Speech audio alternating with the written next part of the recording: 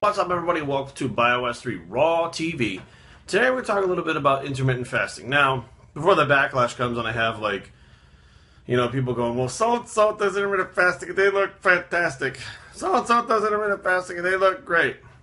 Fasting has its place. Don't get me wrong. It's a tool in the toolbox that can be used to get you into shape. Now, it's not the only tool in the toolbox. In my personal opinion, also, it is something that has to be tailored to your specific goal and your specific needs. Me at 240 some odd pounds, intermittent fasting does not work well for me. Why? Because when you do intermittent fasting, there's not many big guys around that are doing it. I don't know if anybody's ever noticed this. Now, some people maybe go, well, these two guys on the internet, they do it and they look pretty good.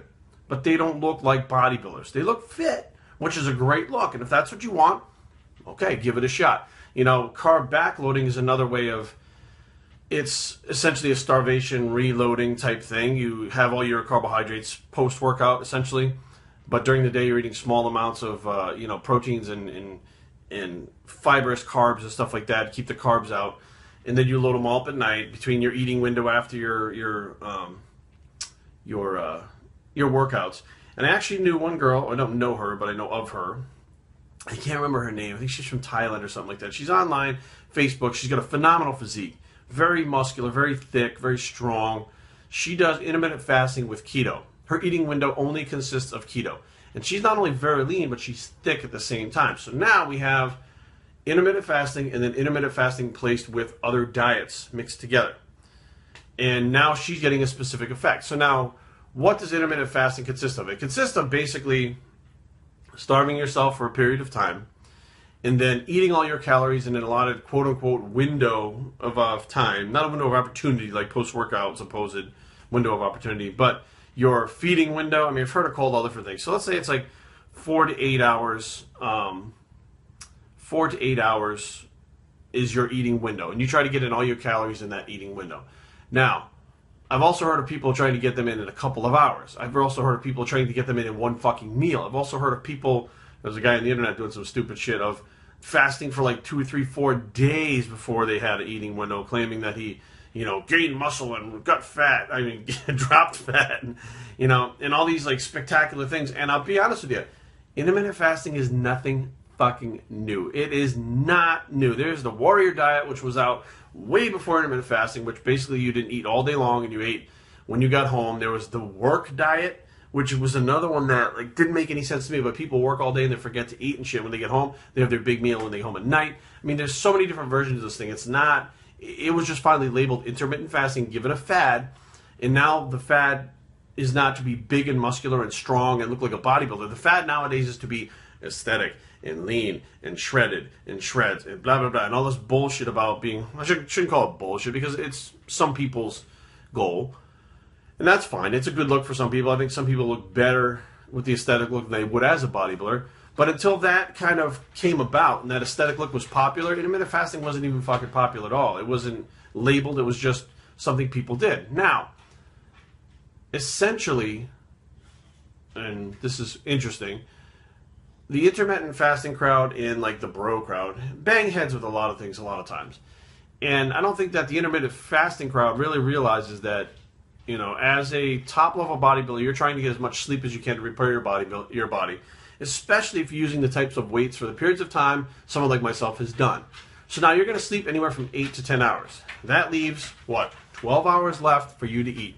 Now, you get up and do your cardio if you're getting ready to compete. So let's say you're doing 45 minutes of cardio. You've now reduced that window to 11 hours and 15 minutes. You go make your food in the morning. Like, let's say you're home, you make your food. You now have shortened that window to about 9.5 hours. Essentially, you are doing intermittent fasting because you're going to try to get all your food in by the end of the day before you go to bed. You have your meals spaced out evenly throughout the end of the day. Essentially, you have a 9-hour eating window out of 24 hours.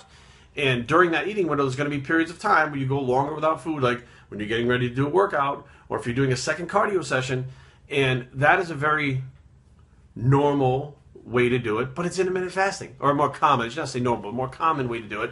But that's essentially what the intermittent fasting is. You didn't have any food for a certain period of time, and you get all your food in within a certain window. Now, I feel like it's important to do it, whether you're doing intermittent fasting or the bro way. Essentially, you're getting the same effect from your body. Some people like to push it a little bit further, but you're getting a very important detoxifying effect when you do not eat for a certain period of time. The body, quote unquote, detoxifies itself. And what that really means, I don't fucking know, because if it's only an 8-hour fast or 10-hour or 12-hour fast or whatever, I don't see how much can really be detoxed from your body, because it takes days for your body to repair itself. So you're getting a daily cycle.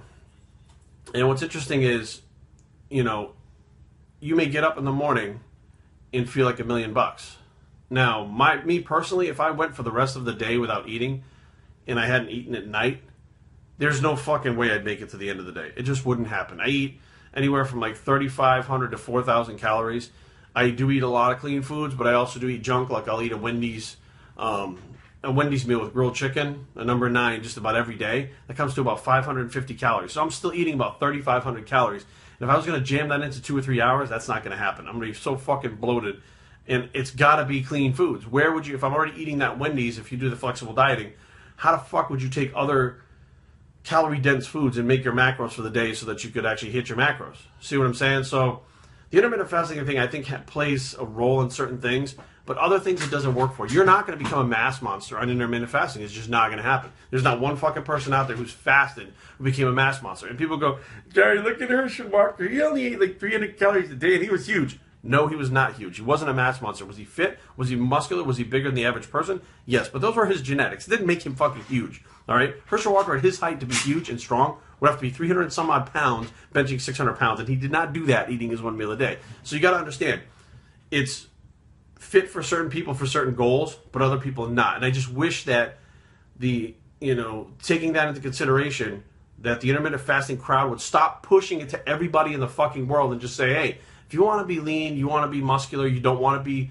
really big and strong, this is for you. If you want to be big and strong, this is not going to work, because there's fucking no one you can point to that it's worked for. How the fuck could you do that? It's just not going to happen. But my opinion is, if it's working for you, do it. If it's not, don't. Biomastertraining@gmail.com. Leave comments down below, but don't fight. www.biomastertraining.com is a blog, and where to do what works for you bicep, and we're out.